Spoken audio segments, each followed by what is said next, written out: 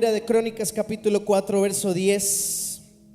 Dice así: cuando Jabes nació, su madre le puso ese nombre porque le causó mucho dolor durante el nacimiento. En cierta ocasión, Jabes le rogó a Dios y le dijo: oh Señor, si tú me dieras bendición, si me dieras un territorio muy grande, y si tu mano estuviera sobre mí para que el mal no me dañe. Y Dios le concedió su petición, y Jabes llegó a ser el más importante de todos sus hermanos. Wow. En la cultura judía era normal que las madres sean o fueran las que le colocaban el nombre a los hijos. Y generalmente este nombre tenía que ver con alguna promesa que Dios le haya dado al hijo. Por ejemplo, Dios nos dio una palabra cuando iba a nacer Daniela, y Dios nos dijo que Dios en ese tiempo iba a empezar a hacer justicia con nuestras vidas. Y sabemos que los juicios de Dios, cuando se efectúan, todo lo que está torcido termina de quebrarse, y todo lo que está bien termina de afirmarse. Todos los que tienen su corazón recto para con Dios, pero tienen áreas que no han podido resolver aún, Dios mira ese corazón y en medio del juicio afirma tus pasos para que puedas ser promovido. Justamente Dios nos decía que Él era nuestro juez, y Daniela representa para nosotros ese tipo de bendición, donde Dios empezó a organizar muchas cosas, a ordenar muchas cosas en nuestra vida, y empezamos a verlo en los resultados. Fue donde comenzamos a pastorear. Fuimos llamados al equipo del pastor Víctor. En ese entonces no habíamos sido enviados todavía, pero fuimos llamados al equipo del pastor. Empezamos a tomar ciertas responsabilidades que antes no teníamos, que no sabíamos cómo hacerla, pero Dios se encargó de irnos promoviendo de alguna manera. Empezamos a crecer porque Dios empezó a hacer justicia. Cuando viene Matías se llama Matías José, y Dios nos decía que Matías representa la multiplicación, la fructificación, el crecimiento. Y justamente eso es lo que significa José, rama fructífera o fructificación. Y por eso le pusimos a Daniela, que viene del nombre Daniel o Daniela, que significa Dios es mi juez. Y José, Matías José, porque es rama fructífera. Matías significa el don de Dios o el regalo de Dios, y José, la fructificación. Dios nos regaló la fructificación, no que Él sea la fructificación, pero representa para esta generación y específicamente para nuestras vidas la fructificación. Entonces, por esa razón le colocamos esos nombres. Eso era común en la cultura judía. Siempre se le colocaba un nombre que tenía que ver con la experiencia que la madre o que la familia haya tenido, bien sea con Dios o con las tinieblas. Generalmente se ponía un nombre aspiracional, es decir, esto es lo que yo quiero que mi hijo sea, o esto es lo que Dios me dijo que sería. Por eso Jesús, María le pone ese nombre, indicada o dirigida por Dios. Y Jesús significa el Salvador, el Mesías, ¿ok? Eso significa Jesús. Jabes no precisamente fue inspirado en una promesa. Tal vez esta madre no tenía ni una promesa de parte de Dios. Estaba sufriendo aflicciones, estaba sufriendo dolor, y como eso era su experiencia y la venida de ese hijo lo que había traído a su corazón era precisamente dolor, ella le pone Jabes. Jabes significa dolor o aflicción. Imagínese a un hijo que no sea hebreo, pero usted le pone el mismo nombre y le dice: bueno, dolor, ven acá. A un niño usted le pone Marcos de nombre, pero cuando está chiquitico usted le dice: ven, Marquitos, ¿sí?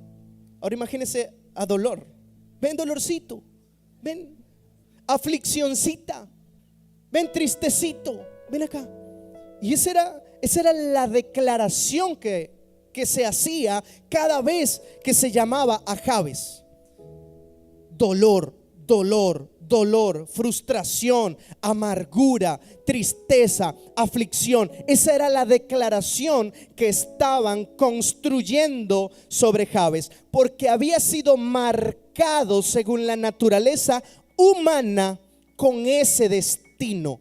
El destino final que el enemigo le había colocado a Jabes era un final, era un destino de muerte, era un destino de aflicción, era un destino de pobreza, de miseria, de ser el último, de ser el dolor de todo lo que representa. Ese era el destino que las tinieblas habían trazado para Jabes. Pero resulta que hubo un cambio en un punto de su vida y lo llevó a ser el más pequeño de sus hermanos a ser el más ilustre, el más honorable, el más destacado, el más fructífero. ¿Ok?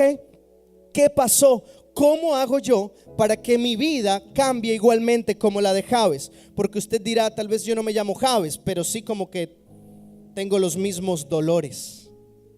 Solo puede disfrutar el presente una persona que ha aprendido a disfrutar su destino. Yo disfruto mi presente a pesar de las situaciones que estamos viviendo en Venezuela. He aprendido a tener gozo en mi corazón por el presente que tengo, porque confío en el destino que Dios trazó para mí. Tú disfrutas un matrimonio, tú disfrutas la boda cuando tú estás seguro de que ese matrimonio te va a funcionar, cuando tú amas y te sientes amado, cuando tú eres capaz de darlo todo y estás seguro de que la otra persona también es capaz de darlo todo por ti. Tú empiezas a disfrutar el presente. Pero pregúntele a alguien que se ha casado obligado a ver si disfrutó su boda. Lo más que pudo haber disfrutado es una botella que le ayudó a apaciguar la carga. Pero tú aprendes a disfrutar el presente cuando entiendes el futuro bueno que Dios trazó para ti. De lo contrario, es muy difícil que podamos disfrutar el presente. Nadie puede ser feliz en el presente con la incertidumbre de que en el futuro va a fracasar. Aunque tengas un muy buen presente, siempre tendrás el dolor de que en algún momento todo se va a derrumbar si no tienes claro el destino que Dios trazó para ti. Dios trazó un destino de gloria para sus hijos.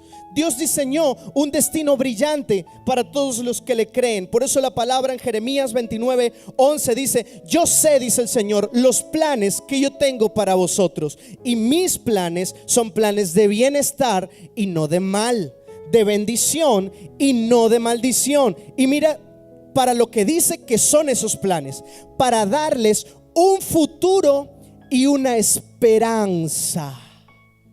La esperanza se tiene en el presente y pierde sentido cuando ya alcanzaste eso que te esperanzaba. Nadie necesita, dice la palabra, fe para alcanzar aquello que ya tiene.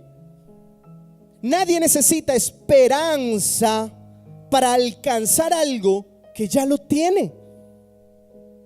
Entonces, quiere decir que cuando la palabra del Señor enseña que dice que sus planes son para darnos un futuro y una esperanza, es porque en el presente justamente podremos ser felices y podremos tener paz y podremos gobernar sobre todo lo que nos rodea únicamente si estamos seguros del futuro planificado por Dios y de la esperanza que aguardamos en nuestro corazón de que ese futuro se va a cumplir. Pero ya yo llevo 10 años en esto, pastor. Hace poco leía un libro donde el pastor contaba una historia de cuánto tiempo, cuántos años invirtió para que llegara el año de su vida. Y él decía: muchos hoy ven la gloria de todo lo que hemos alcanzado ministerialmente, de todo lo que hemos crecido y de cómo Dios ha restaurado nuestro país y nuestra ciudad, pero nadie vio cuando la historia, cuando nadie nos conocía. Y todo el mundo recuerda a la iglesia o recuerda a mi persona a partir del año tal. Y decía, sí, porque ese año fuimos promovidos y causamos un impacto impresionante en nuestra nación. Pero para que llegara ese año pasaron 10 antes, escondidos. Y él dice esta frase que me gustó mucho: muchas veces el año de tu vida tarda 10 años. Pero fueron 10 años sembrando, fueron 10 años creyendo, fueron 10 años batallando para mantener la esperanza viva. Pero desde el primer día en que este hombre comenzó a servir a Jesús, comenzó a entregarle su vida a Jesús, comenzó a rendirse a Jesús, creyó porque tenía un futuro lleno de gloria, un futuro donde él veía su nación cambiando, donde veía el gobierno de su nación cambiando, donde veía la economía de su nación cambiando, donde veía la iglesia creciendo con una mentalidad sana, con la mente de Cristo y no creciendo en religiosidad. Y pasaron 10 años esperando eso hasta que comenzó a suceder. Pero mantuvo la esperanza en su corazón, mantuvo la esperanza de un futuro glorioso en su corazón. Y Dios dice: yo tengo planes para ustedes. No te voy a cumplir los planes completos hoy, pero hoy te digo que tengo planes. ¿Para qué? Para que tengas esperanza del futuro que te he prometido. Mi palabra te va a sustentar desde hoy hasta que cumpla lo que te he dicho. Después de prepararte, te voy a confiar muchas cosas, pero necesito que tu corazón se mantenga creyendo, que no desmayes, que seas valiente. Eso es lo que Dios quiere que entendamos hoy. La situación, muchos dicen, hay una frase muy pegada hoy en día en nuestro país: es que la cosa no está fácil. ¿Cuántos han escuchado decir eso? No, levante la mano, de verdad, de verdad. Todos. Ok, ¿cuántos han dicho eso? No le dé pena, yo también lo he dicho. Es que la cosa no está fácil. Una cosa es que la cosa no esté fácil, y otra diferente es que la cosa sea imposible. Y muchas veces cuando nosotros decimos es que la cosa no está fácil, la desesperanza en nuestro corazón lo que grita es que me parece imposible ver un cambio. Me parece imposible que la cosa marche distinto. Me parece imposible que mi familia cambie porque yo los conozco. Tantos años viendo lo mismo. Me parece imposible que la situación cambie, la situación económica, porque no veo salidas. Me parece imposible que podamos empezar a marchar de una manera distinta porque los planes no se me dan. Eso es lo que ha invadido el corazón de miles. Pero escucha algo: esa semilla venenosa de la desesperanza puede ser consumida cuando tú y yo, en lugar de ponernos a creer en la situación que nos rodea, empezamos a creerle a Jesús, que es el autor y consumador de la fe. Empezamos a creerle a Jesús, a aquel cuyas palabras no caen a tierra sin cumplirse, aquel que es el único que tiene la verdad absoluta de todas las cosas, aquel que hace las cosas que no son como si fueran, aquel que crea de la nada todo lo que quiere hacer. Podemos creer a Jesús, y si creemos a Jesús, nosotros empezaremos a construir en el Espíritu algo que naturalmente no está, porque las cosas, para que sucedan en lo natural, primero tienen que pasar en lo espiritual. No esperes que tu familia cambie si tú no cambias por dentro. No esperes que tu vida cambie simplemente porque te maquillaste, porque te pusiste ropa nueva y empezaste a vestirte diferente, porque tienes un mejor carro y una mejor posición económica y tienes cómo vestirte mejor. Eso no te va a cambiar la vida. Te cambia la vida que cambies el corazón, que cambies la manera de pensar, que cambies la manera de creer, que cambies tu relación con Jesús. Eso cambia. Eso cambiará nuestras vidas. Las personas viven agitadas y perturbadas, amargadas, y sé que tal vez muchos de aquí han estado en esa condición por mucho tiempo. Porque uno viene a la iglesia y escucha a Luis cantando y Eduardo y Arnaldo y sea la luz. Y uno, ¡guau! ¡Qué bendición! Cómo cantan de afinaditos y tú te gozas. Y cuando vienen las canciones rápidas y saltas y todo aquello, cuando viene quiero hacer tu voluntad, entonces ya pones la cara de llanto, la cara de presencia y empiezas a adorar. Y eso no está mal, está muy bien. Eso está muy bien, está re bien, siempre y cuando ese gesto que estamos expresando sea consecuencia de lo que está pasando en nuestro corazón y no de la tradición que hemos aprendido por venir a la iglesia. Porque como en la iglesia se aplaude, pues ya yo sé cuándo aplaudir. Como en la iglesia se canta, ya yo sé cuándo cantar. Como en la iglesia se arruga la cara cuando hay canciones lentas, pues ya yo sé cuándo hay que hacerlo. Pero cuando tú de verdad estás creyendo y tu cuerpo exterioriza lo que está pasando en tu corazón, eso genera cambios en el mundo espiritual. Y ya no estás viviendo un evangelio de forma, sino de esencia. Ya no estás viviendo un evangelio de fachadas, sino interno. Y recibiréis poder dentro de ti, poder en ti. Cuando somos uno con el Señor, la palabra nos enseña que el que se ha unido a Jesús, un espíritu es con Él, uno solo con Él.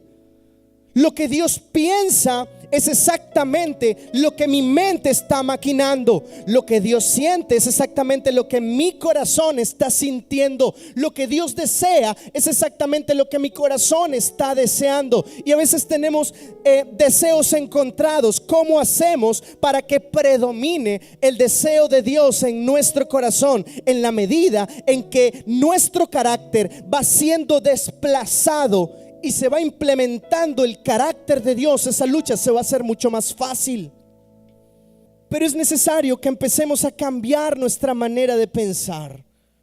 Aquí ocurrió algo con Jabes muy importante. Lo primero es que necesitamos creer en el futuro que Dios tiene para nosotros.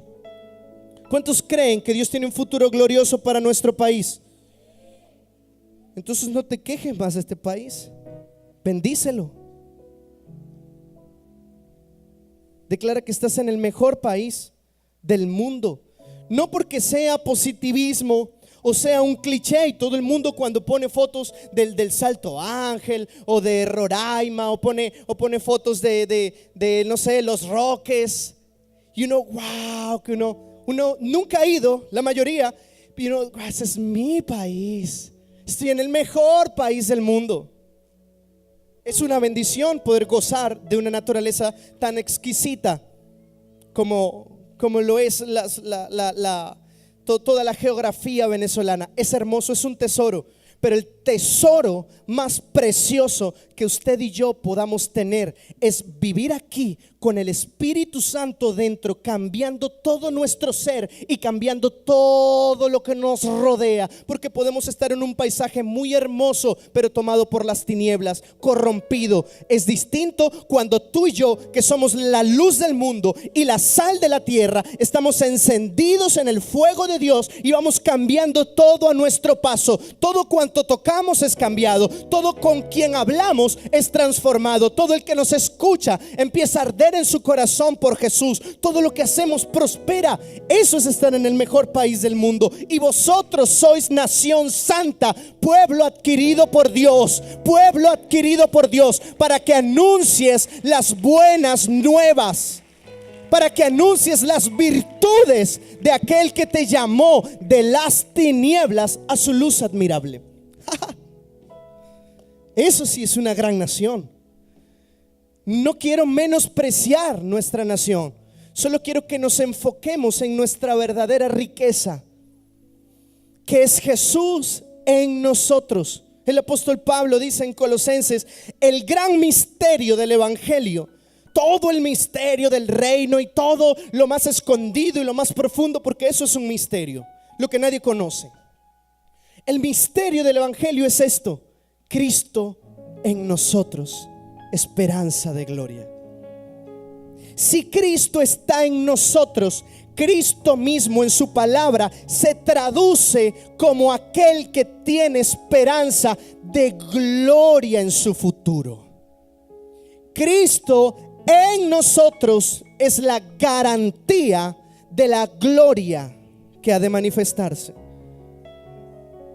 Cristo en nosotros, esperanza de gloria, implica que aunque no tengas aparentemente un presente de gloria, estás camino a un futuro permanente y glorioso, y que esta leve tribulación momentánea produce en ti un cada día, cada vez más excelente y eterno peso de gloria. Pero eso es para aquel que ha aprendido a tener su esperanza en Jesús. No te dejes intimidar. Yo recuerdo que cuando yo estudiaba, muy pocos recuerdos tengo de primer grado y preescolar y toda esa edad. Yo casi no la recuerdo, de verdad. No sé, mi mente funciona más hacia el futuro que hacia el pasado.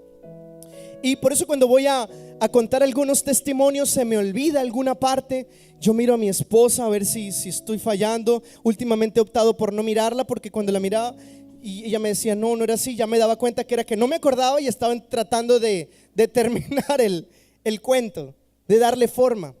Ella es todo lo contrario. Ella se acuerda de hasta del más mínimo detalle de cada día de su vida, y de la mía también. Ella dice que tiene recuerdos de preescolar, ¿cierto? Eso es impresionante para mí. Mi mente no funciona así. Pero escucha algo. Dios nos enseña que sin importar el pasado que nosotros hayamos podido tener, nosotros podemos construir un futuro de éxito, porque Dios quiere que lo hagamos. Y encargó a la iglesia ese trabajo precisamente. Cuando yo estaba pequeño, una de las cosas que recuerdo era un niño que se llamaba Joseph. Hasta su nombre recuerdo. Y después de grande fue muy amigo mío. Pero era el que sabía pelear en el salón. Él era el que tenía montado a todo el mundo. Si a ti se te perdía algo, Joseph, no, mira fulanito, yo creo que me robó el lápiz. ¿Quién es ese? Vamos a ver. Y llegaba Joseph con su pelito por aquí. Yo soy Joseph. No hacía esa presentación, pero su cara nada más intimidaba. Y era pequeñito. Era pequeño. Yo no sé si todavía lo hacen, pero anteriormente ponían a todos en la fila por orden de tamaño. ¿Sí? ¿Sí se acuerdan de eso? Ok. Él era de los primeros de la fila y tenía montado a los últimos de la fila. Era un niño terrible y un liderazgo tremendo. Imponía su liderazgo. Joseph. Todo el mundo le tenía miedo a Joseph. Métanse con quien sea, menos con Joseph. Si Joseph pasa por un lado y te da un lepe, tranquilo, estoy jugando, normal. Bien, Joseph. Sí. Y era malo, era muy malo. Era de esos que va caminando y siempre tiene que hacer una maldad y te mete el pie para que tú te caigas. Bien. Ese era Joseph. Cuando en ese momento yo recuerdo, llega un niño nuevo. Siempre al nuevo le dicen el nuevo. Y el nuevo era calladito así, era catirito, ese sí no recuerdo mucho cómo se llama. Pasaba desapercibido. Y Joseph se la quiso montar al nuevo, quitándole la merienda. Y el nuevito al principio se la dejaba y se la dejaba y se la dejaba quitar, hasta que un día en recreo él va a comer su merienda. El catirito se sienta en una acera y viene Joseph y agarra el bulto y se lo patea. ¡Bum! Y cuando se lo patea, el niño deja la comida y va a agarrar el bulto. Cuando va a agarrar el bulto, entonces le agarra la comida. Y cuando llega está Joseph así. El catirito se pone el bolso normal, se lo amarra bien, se acomodó. y le dice: esa es mi comida, y ¡bum! Le impuso una mano. Le impuso una mano en la nariz, hermano. Y ese Joseph empieza a botar sangre y sangre y empieza a llorar. Nunca había llorado. Todos pensábamos que no era normal ser el único niño que no lloraba. Y empezó a llorar y a llorar y a botar sangre. Y mientras más sangre veía, empezó a correr. Me voy a morir, me voy a morir. Y con el temor de que se iba a morir. Y hasta ahí le llegó la valentía a Joseph. Hasta que uno, pum, le impuso una mano. No sé si oró: Señor, tócalo. Tal vez. No creo. No creo. Porque le impuso una mano, pero se le pasó. Una buena mano, muy efectiva esa mano sí fue. Joseph no se metió ni con él ni con más nadie. Ese día la vida de Joseph fue otra. Y la vida de toda la escuela, de toda la sección. Entonces, la Biblia enseña en Job que el hombre pone fin a las tinieblas. ¿Por qué cuento esta historia? Porque todo puede cambiar de un momento a otro cuando tienes la actitud y ejerces la acción correcta. Yo no estoy justificando que le haya desfigurado el rostro al otro niño, para nada. Pero sí sirve para dar un ejemplo de cuando una persona dice: voy a ponerle fin a esto que me está perturbando, a esto que me está afligiendo. Y hay cosas que muchas veces se llevan años hasta que llega el año de tu vida, el día de tu vida. No sabemos cuánto tiempo vivió Jabes en aflicción. Lo que sí sabemos es que hubo un día, que ese día fue el día del año de su vida. De ahí en adelante todo fue cambiado. Y cuando Dios habla de Jabes, que lo único que hay escrito sobre Jabes en la palabra son estos dos versículos, habla de que fue el más ilustre. La única característica que Dios pone de la vida de Jabes es que fue el mejor de todos sus hermanos, el más honorable.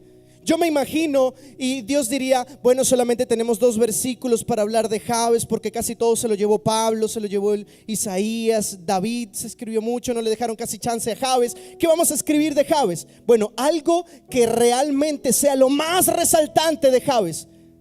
Pon que fue el mejor de toda su familia en su generación. Pon que fue el mejor, el más alto, el más honorable de todos sus hermanos. Eso escríbalo ahí. Y eso se escribió de Jabes, siendo la vergüenza y la aflicción de su familia. Dios cambió su destino. La palabra que siempre declaramos y que ha sido una gran bendición para los que la han creído, de Proverbios 4:18, que dice: la senda del justo es como la luz de la aurora, que va en aumento. Eso marca la naturaleza de los planes de Dios con nosotros. Si tú examinas tu vida, y hablo de tu vida desde que empezaste a seguir a Jesús hasta hoy. Si tú examinas tu vida y ese evangelio que tú has vivido no te lleva en aumento, entonces no es el evangelio de Jesús.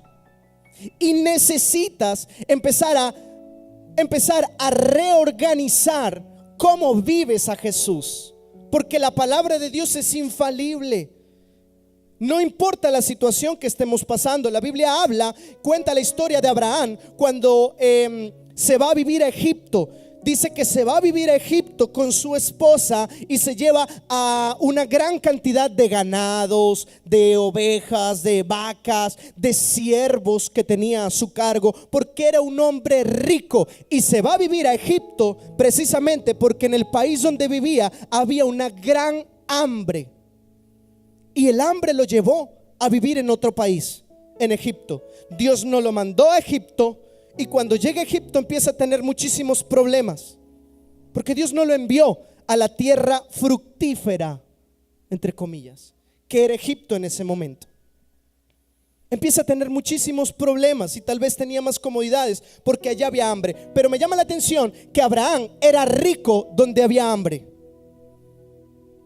¿Por qué razón Abraham era rico donde la gente se estaba muriendo de hambre. Porque Dios a los que le creen les da un trato diferente. Porque Dios a los que le cree les cumple su promesa sin importar lo que esté pasando alrededor.